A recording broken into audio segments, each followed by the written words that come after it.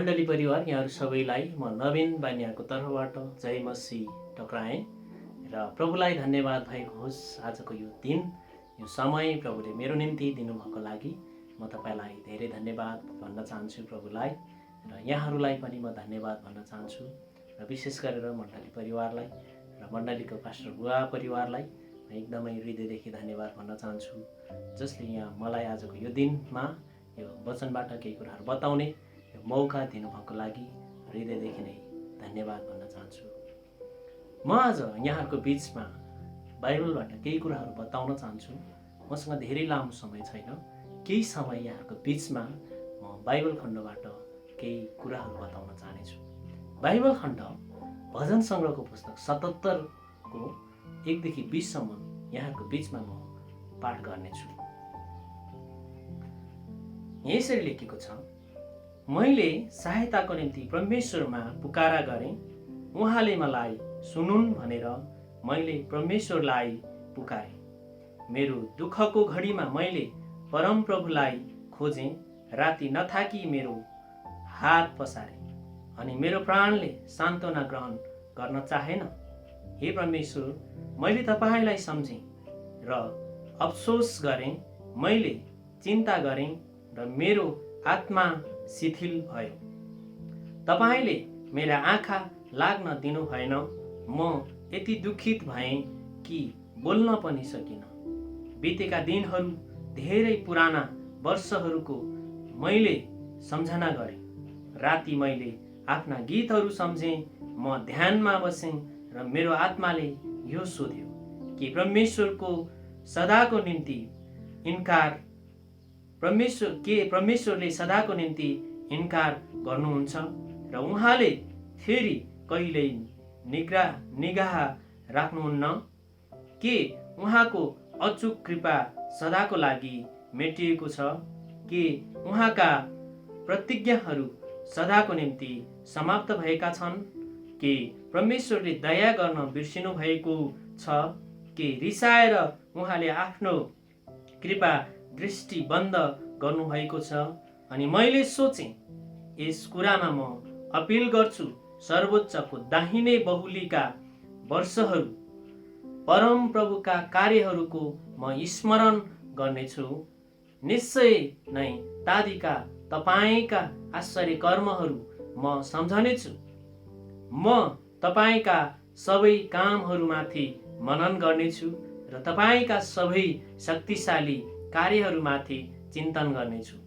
हे परमेश्वर, तपाईँका मार्ग पवित्र छन्। हाम्रो परमेश्वर झैँ महान देव अरू को छ? तपाईँ आश्चर्य कामहरू गर्ने परमेश्वर हुनुहुन्छ। तपाईँ आफ्नो सामर्थ्य मानिसहरूका बिचमा प्रकट गर्नुहुन्छ। तपाईँले आफ्नो बहुलीको शक्तिले आफ्ना मानिसहरूलाई उद्धार गर्नुभयो, याकुब र योसेफका सन्तानहरूलाई। हे परमेश्वर, समुद्रको पानीले तपाईँलाई देख्यो। जब पानीले तपाईँलाई देख्यो, त्यो मडारियो अथवा सागर कम्पामयमान भयो।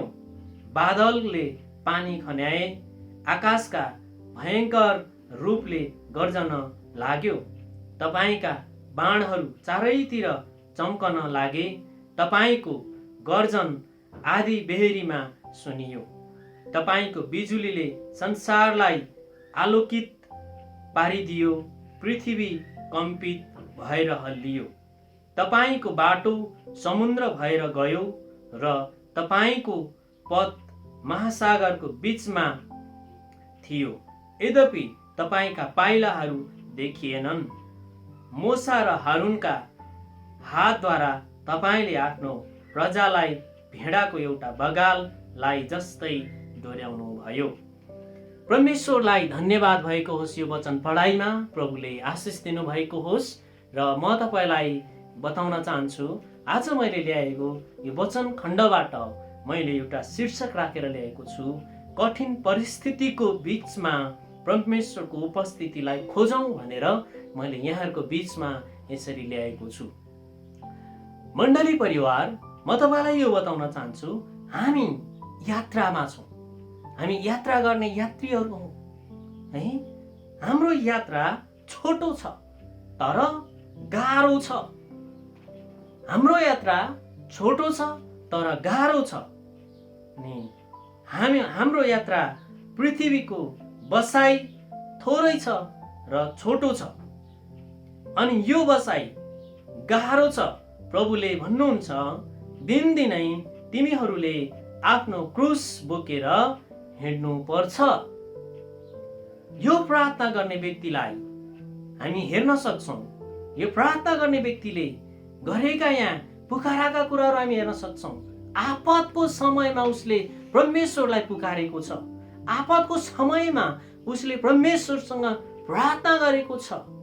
यहाँ हामीले हेर्न सक्छौँ 2 पदलाई हामीले कोड गर्यौं भने 2 पददेखिबाट तलतिर हामीले हेर्यौं भने 2 र 3 लाई हामी हेरौँ।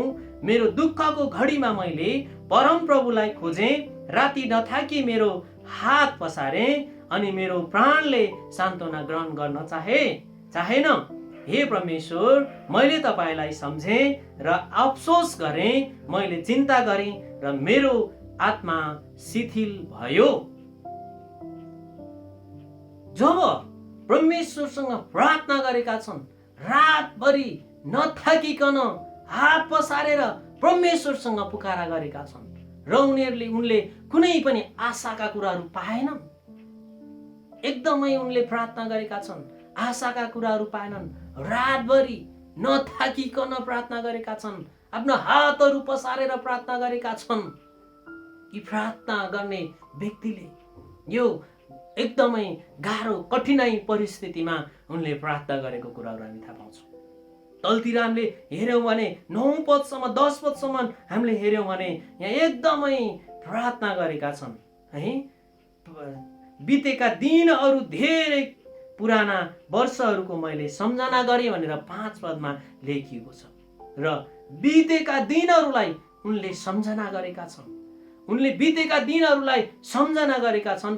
जब उनले बितेका दिनलाई सम्झना गरेका छन्, झनै उनको जीवनबाट, उनको हृदयबाट धेरै सोच विचारहरू आएका छन्। चिन्ताका विषयहरू आएका छन्। चिन्ता र फिक्रीका कुराहरू उनले ल्याएका छन्। तर तपाईँ र मेरो जीवनमा पनि आज तपाईँ र म कुन अवस्थामा छौँ, के गर्दैछौँ, परमेश्वरसँग हामी कुन प्रकारले अगाडि बढिराखेका छौँ, परमेश्वरलाई हामीले कसरी खोजिराखेका छौँ, यो चाहिँ महत्त्वपूर्ण कुरा हो।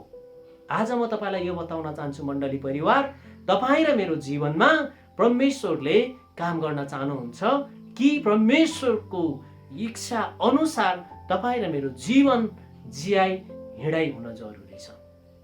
परमेश्वरको आज्ञा पालन गर्न जरुरी छ। आज यी प्रार्थना गर्ने व्यक्तिले भनेका छन्, मैले सबै कुराहरूमा परमेश्वरलाई खोजेँ है। राति मैले आफ्ना गीतहरू सम्झेँ र म ध्यानमा बसेँ र मेरो आत्माले यो सोध्यो के परमेश्वरले सदाको निम्ति इन्कार गर्नुहुन्छ र उहाँले फेरि कहिल्यै निगाह राख्नुहुन्न? के भनेका छौँ? के परमेश्वरले अब सधैँको निम्ति इन्कार गर्नुहुन्छ त? परमेश्वरले सधैँको निम्ति तपाईँ र मलाई इन्कार गर्नुहुन्छ र? परमेश्वरले सधैँको निम्ति इन्कार गर्नुहुन्न। तपाईँ र मलाई परमेश्वरले इन्कार गर्नुहुन्न।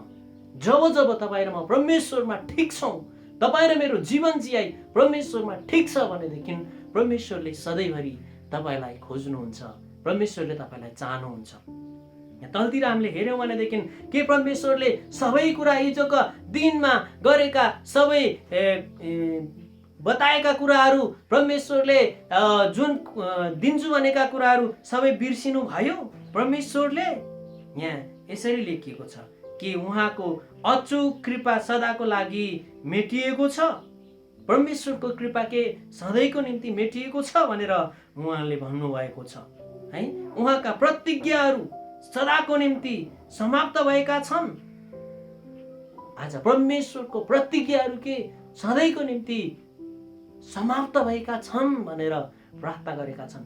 पीडामा, दुःखमा उनले व्यक्त गरेका छन्। आफ्ना सबै भित्रबाट परमेश्वरसँग व्यक्त गरेका कुराहरू हामी यहाँ थाहा पाउँछौँ। र म तपाईँलाई यो बताउन चाहन्छु, तपाईँ र म पनि परमेश्वरमा तपाईँ र म कुन प्रकारको जीवन जिएर हामी अगाडि बढिराखेका छौँ, कसरी हाम्रो जीवन जिराखेका छौँ, हाम्रो जीवनयापन हामीले परमेश्वरसँग कसरी बिताइराखेका छौँ, हाम्रा मानिसहरूसँग हाम्रो सम्बन्ध कस्तो छ, हाम्रा परिवारसँगको व्यवहार हाम्रो कस्तो छ, यी कुरा चाहिँ सबैभन्दा महत्त्वपूर्ण कुराहरू हुन्। यी प्रार्थना गर्ने व्यक्तिले 11 पदमा आएर नि भनेका छन्, परम प्रभुका कार्यहरूको म स्मरण गर्नेछु, निश्चय नै तादीका तपाईँका आश्चर्य कर्महरू म सम्झनेछु। म तपाईँका सबै कामहरूमाथि मनन गर्नेछु र तपाईँका सबै शक्तिशाली कार्यहरूमाथि चिन्तन गर्नेछु। हे परमेश्वर, तपाईँका मार्ग पवित्र छन्, हाम्रो परमेश्वर झैँ महान देव अरू को छ र भनेर यहाँ बताइएको छ।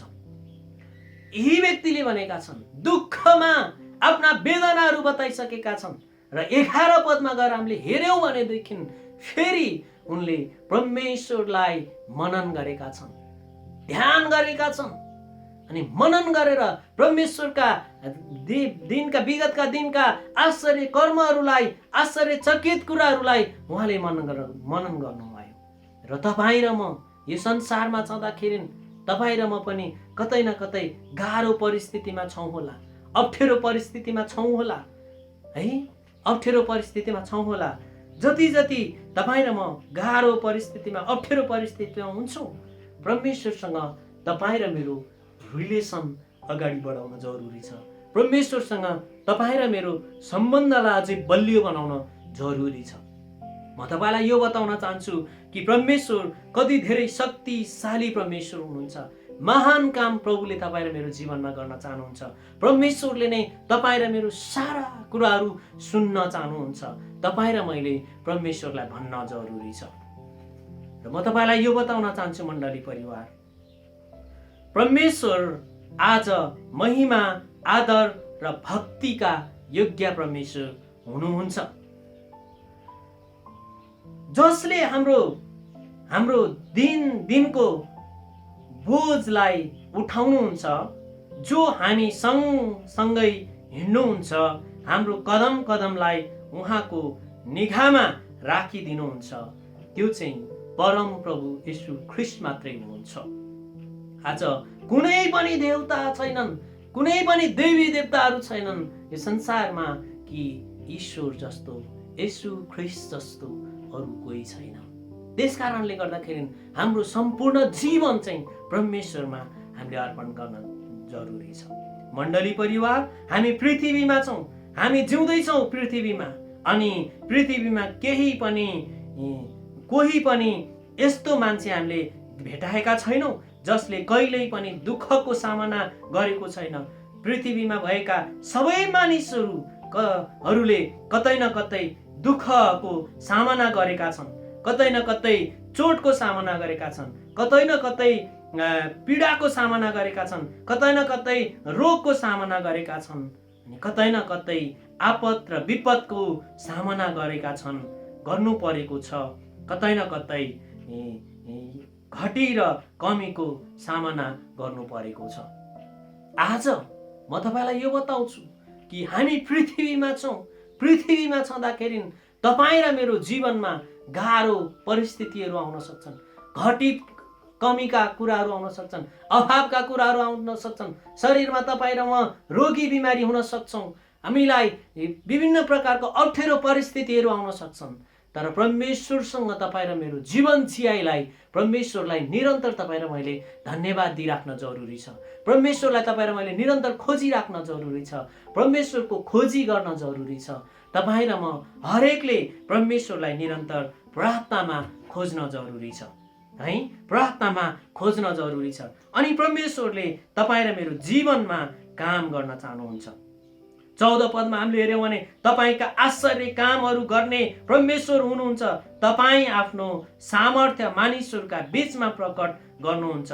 15 मा तपाईँले आफ्नो बाहुलीको शक्तिले आफ्ना मानिसहरूलाई उद्धार गर्नुभयो, याकुब र योसेफका सन्तानहरूलाई। परमेश्वरले कहिल्यै पनि तपाईँ र मलाई एक्लो छोड्नुहुन्न, कहिल्यै पनि तपाईँ र मलाई निराशामा ल्याउन दिनुहुन्न। निराश जीवन जिएको परमेश्वरले तपाईँ र मलाई चाहनुहुन्न। परमेश्वरले त तपाईँ र मैले शान्ति पाओस्, त्यो पनि प्रशस्त मात्रामा जीवन पाओस् भनेर परमेश्वरले खोज्नुहुन्छ, भन्नुहुन्छ। आज मण्डली परिवार, म तपाईँलाई यो अनुरोध गर्न चाहन्छु कि तपाईँ र म कतै न कतै गाह्रो परिस्थितिमा हुन सक्छौँ। यो बावजुद यो पृथ्वीमा छँदा, तपाईँ र म शरीरमा छँदा विभिन्न प्रकारका चोटहरू, पीडाहरू, गाह्रोहरू, अप्ठ्यारा कुराहरू तपाईँ र मैले सहनु पर्छ। गाह्रो छ, यो जीवन जियाइ नै यस्तै नै हो। त्यस कारणले गर्दाखेरि तपाईँ र मेरो जीवनमा परमेश्वरले कहिल्यै पनि यी कुराहरू हुन दिनुहुन्न कि मेरा छोराछोरीले चोट पाओस्, मेरा छोराछोरीले गाह्रो अप्ठ्यारो परिस्थिति भएर जाओस् भनेर प्रभुले चाहनुहुन्न। र पनि कतै न कतै तपाईँ र मलाई गाह्रो परिस्थिति चाहिँ भइराखेको हुन्छ। आज हामीले पनि यो यात्रामा छँदाखेरि हाम्रो यो यात्रा छोटो छ अनि गाह्रो छ। यो यात्रामा तपाईँ र म अगाडि बढ्नको निम्ति परमेश्वरलाई हरेक चोटि तपाईँ र मैले धन्यवाद दिन जरुरी छ। परमेश्वरसँग तपाईँ र म अगाडि बढ्न जरुरी छ। परमेश्वरले तपाईँ र मेरो जीवनमा सहायता गर्न चाहनुहुन्छ। अनि मानिसहरू पृथ्वीमा जन्मेपछि पृथ्वीको यात्रा गर्दै गर्दै दुःख, चोट, सङ्कष्ट, अभाव, घटी कमीको सामना गर्दै आउनु जानु जरुरी हो। यो गर्दै आएका पनि छन् र गरिराखेका छन्। अनि हामी पनि त्यही मानिसहरू हौँ। अनि हामीले पनि घटी कमी अभावका सामना गर्दै आइरहेका छौँ। अनि हामीले पनि गरिरहेका छौँ। यी सबै कठिनाई परिस्थितिबाट हामी परमेश्वरमा अगाडि बढिराखेका छौँ। परमेश्वरले हामीलाई निरन्तर सहायता गरिराख्नु भएको छ।